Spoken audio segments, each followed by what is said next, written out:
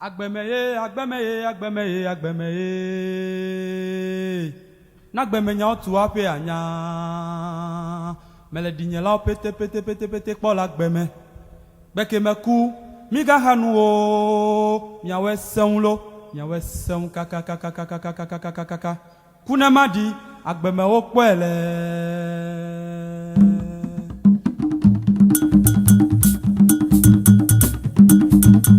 Madi agbeme wo kwele nenu dele miasi miwena ma miwena mjo apenye rei nede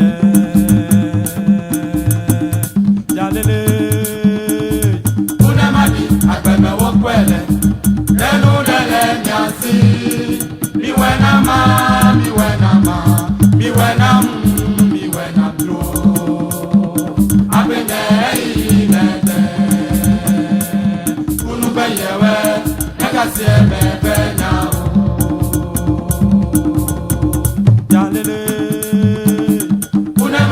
agbeme wo kwele nenu dele nyase miwena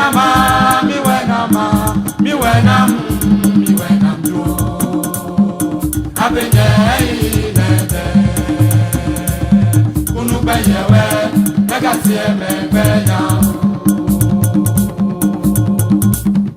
michose bobo ti henyena makbola agbeme jalele Michose bobo ti enyena makbola agbeme leji pesanyeti Midodi tori etanye menya edenye na mgo nyaga pe na mgo jutole wi fafa me na mgo jalele Michose bobo ti enyena makbola agbeme leji pesanyeti Midodi tori etanye menya edenye na mgo nyaga pe na mgo jutole wi fafa me na mgo jalele kuna madi agbeme wo kwele nenu dele nyasi miwena bro abenye inebe kunu beyewe negasie mebenya nuke madu ezudo eke nalem ma fonche ezudo jalele nuke madu ezudo eke nalem ma fonche ezudo mana wo weke jibasede kai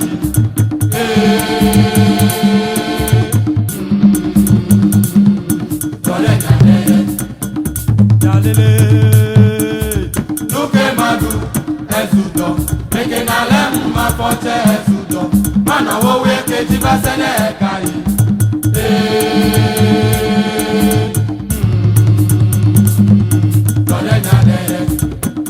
jalele kuna madi agbeme wo kwele nenu dele nyasi miwena bro abenye inede kunu beyewe negasie mebenya jalele kuna madi agbeme wo kwele nenu dele nyasi miwena bro abenye inede kunu beyewe negasie mebenya dole bayen ji yen mekpowo ekudo boyen gbe yen mekpowo jalele Dole baye ti yemepo Kudo boye pe yemepo Ebo uti kukuta Udo fedo api Yese kunye ya Eti jujujui Be akpada kanamu Be ato moto hunamu Eke opete Boye mekpe yenya jalele tọ́lẹ̀ bá yẹn jí yẹ mẹ́pọ̀ kújọ́ fún yẹn pẹ́ yẹ mẹ́pọ̀ ẹ̀bọ̀ ń ti kúkú ta odò ọ̀fẹ́ ló wá bí kí ẹsẹ̀ kú yẹn ya ẹ̀tì jòjòjò bẹ́ẹ̀ pa náà ká náà mú bẹ́ẹ̀ tọ́ mọ́sọ̀wù náà mú ẹ̀jẹ̀ ó pété bóyá mẹ́gbẹ́ yẹn yá.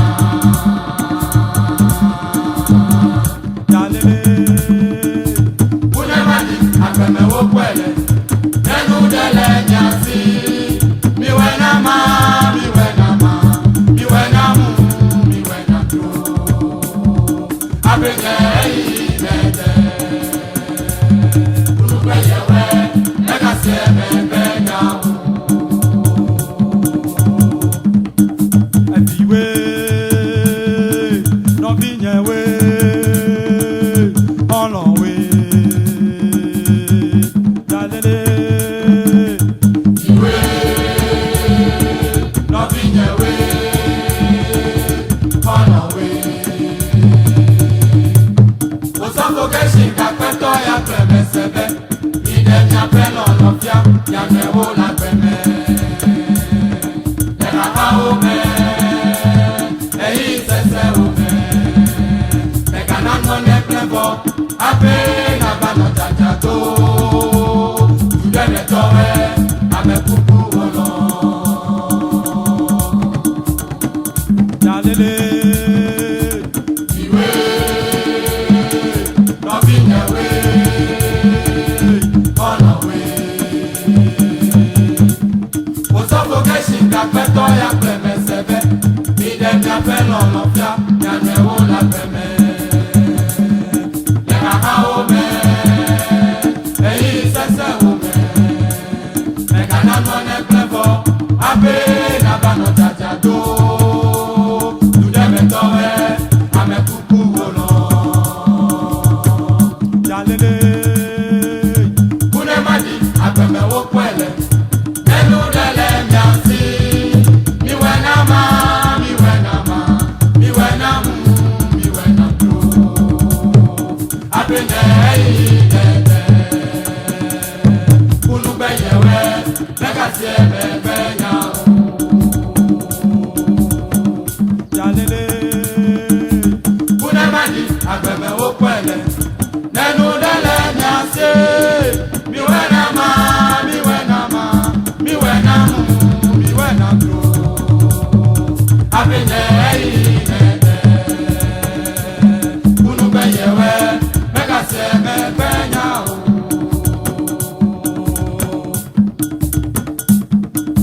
Ibobobobo ẹ̀yìn àtọ́kù kúròṣẹ́ làgàlẹ́à. Jalele. Ibobobobo ẹ̀yìn àtọ́kù kúròṣẹ́ làgàlẹ́à. Jíjí kó ẹ̀mẹ́nyálẹ̀ máa wà láti kú ẹ̀. Ẹ̀kọ́ ohun sí mẹ́nà mú lẹ́gbẹ̀gbẹ̀. Ẹ̀tọ́ ló bla ní tọ́ mú lẹ́gbẹ̀gbẹ̀. Ẹ̀nà mẹ́sàn-án mẹ́ma nọ sí tọ́ láti kú. Ẹ̀tọ́ lóró.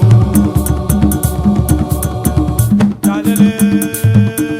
Ibobobobo ẹ̀yìn àtọ́kù kúròṣẹ́ làgàlẹ́à. Jíjí kó ẹ̀mẹ́nyálẹ̀ máa wà láti kú ẹ̀. Ẹ̀kọ́ ohun sí mẹ́nà mú lẹ́gbẹ̀gbẹ̀. Ẹ̀tọ́ ló bla ní tọ́ mú lẹ́gbẹ̀gbẹ̀. Ẹ̀nà mẹ́sàn-án mẹ́ma nọ sí tọ́ láti kú. Ẹ̀tọ́ lóró. Jalele. Ẹlẹ́mà wá mijó náà má. Ẹlẹ́mà wá mijó náà má. Ndẹ́lẹ̀ ti dẹ̀ wá. Jalele. Ẹlẹ́mà wá mijó náà má. Ẹlẹ́mà wá mijó náà má. Ndẹ́lẹ̀ ti dẹ̀ wá. Ibobobobo ẹ̀yìn àtọ́kù kúròṣẹ́ làgàlẹ́à. Jalele. Ibobobobo ẹ̀yìn àtọ́kù kúròṣẹ́ làgàlẹ́à. Jíjí kó ẹ̀mẹ́nyálẹ̀ máa wà kàtí kú ẹ̀. Ẹ̀kọ́ ohun sí mẹ́nà mú lẹ́gbẹ̀gbẹ̀. Ẹ̀tọ́ ló bla ní tọ́ mú lẹ́gbẹ̀gbẹ̀. Ẹ̀nà mẹ́sàn-án mẹ́ma nọ sí tọ́ kàtí kú. Ẹ̀tọ́ lóró. Jalele. Ibobobobo ẹ̀yìn àtọ́kù kúròṣẹ́ làgàlẹ́à. Jíjí kó ẹ̀mẹ́nyálẹ̀ máa wà kàtí kú ẹ̀. Ẹ̀kọ́ ohun sí mẹ́nà mú lẹ́gbẹ̀gbẹ̀. Ẹ̀tọ́ ló bla ní tọ́ mú lẹ́gbẹ̀gbẹ̀.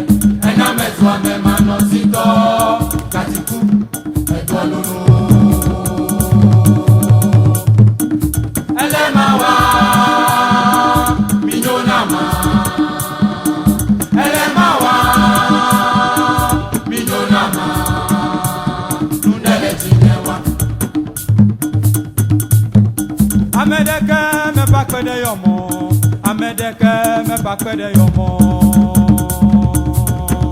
Jalele Amedeke me pa pede yomo Amedeke me pa pede yomo Jalele Amedeke me pa pede yomo Amedeke me pa pede yomo Amehulawe Wejina melawe Judwa metowe Taselawe Nemi sakwenye Lemota Mejabe Nekokule nyanu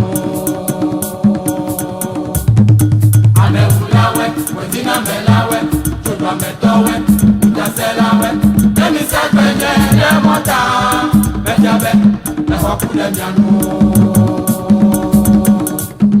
Ebe mumuto ape Nalele Ye amejo Kake Onye mewe unede Ola nyewe Badi papa Azu unyelawe Le atodonu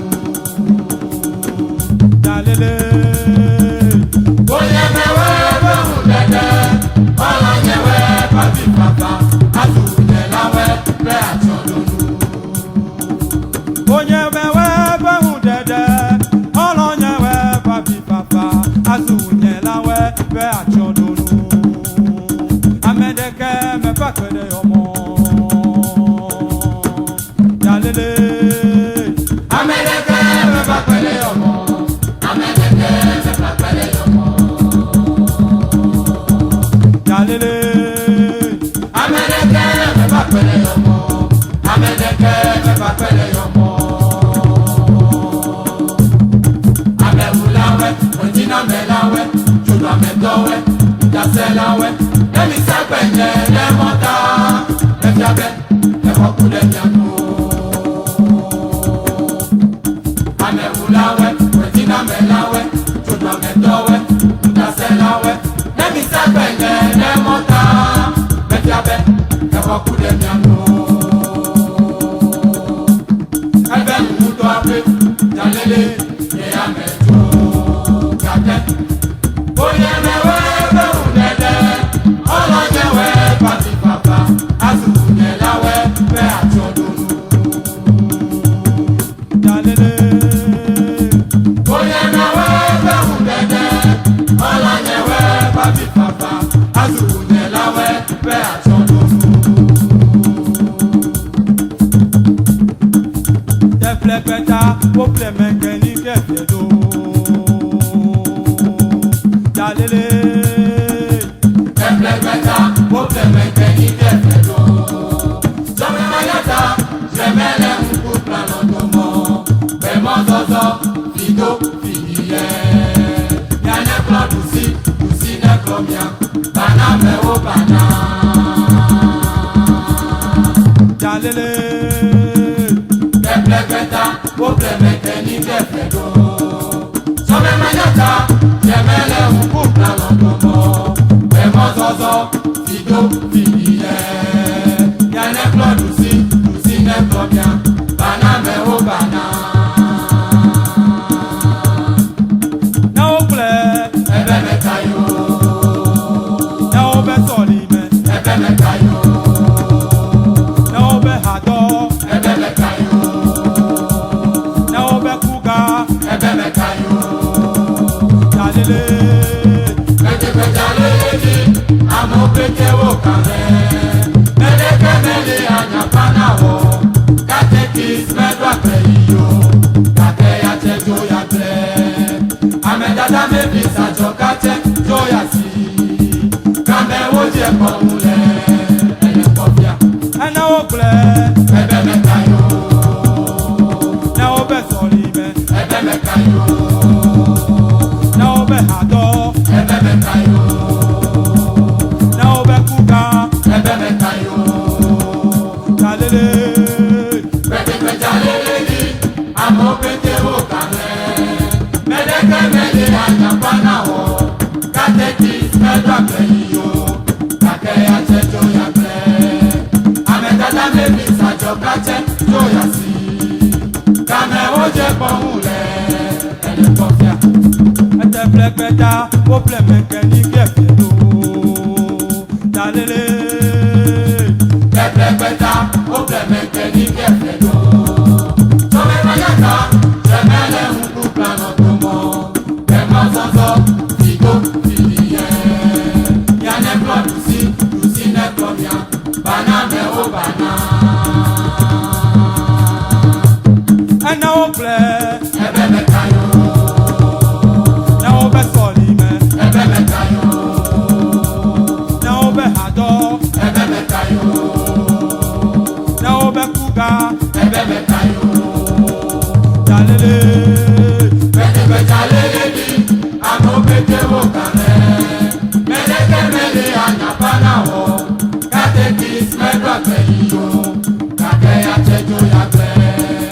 Amekata mebi sacho kache